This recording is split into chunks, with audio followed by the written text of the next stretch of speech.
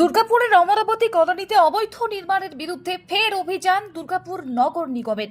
শুক্রবার দুর্গাপুরের 25 নম্বর ওয়ার্ডের অন্তর্গত অমরাবতী কলোনিতে দুটি অবৈধ নির্মাণ বুলডোজার দিয়ে ভেঙে গুড়িয়ে দেওয়া হয় নগর নিগমের তরফে।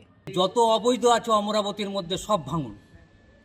শুধু বেছে বেছে মন্দির কেন, মন্দিরের উপর আক্রমণ, চার ধামের উপর আক্রমণ হিন্দু সমাজ কিন্তু মেনে নেবে না। অমরাবতীর 99% অংশই কিন্তু অবৈধ। অরবিন্দ ভবন অবৈধ, যে অফিস থেকে সোসাইটির লোকজন এ সমস্ত করছেন সেই অফিসটা অবৈধ।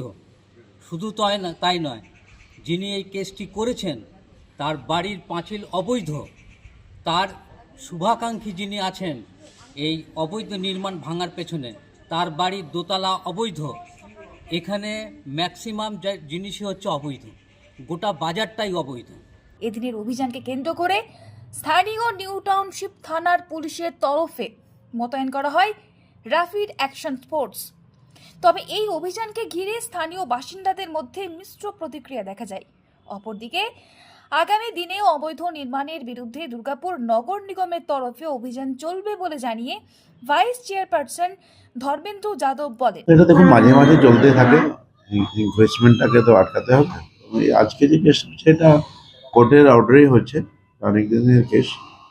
কোর্ট যেভাবে অর্ডার করেছে আমাদেরকে ওটা ডেমলিশ করতে হয়েছে। আমাদের লোকজন গিয়েছে, করেও দিয়েছে, কিছু কিছু বাকি আছে, ওটাও দেখে নেওয়া। অনেক ইলেকট্রিক্যাল সমস্যা অন্যগুলো আছে, তো ওগুলো দেখে নিই,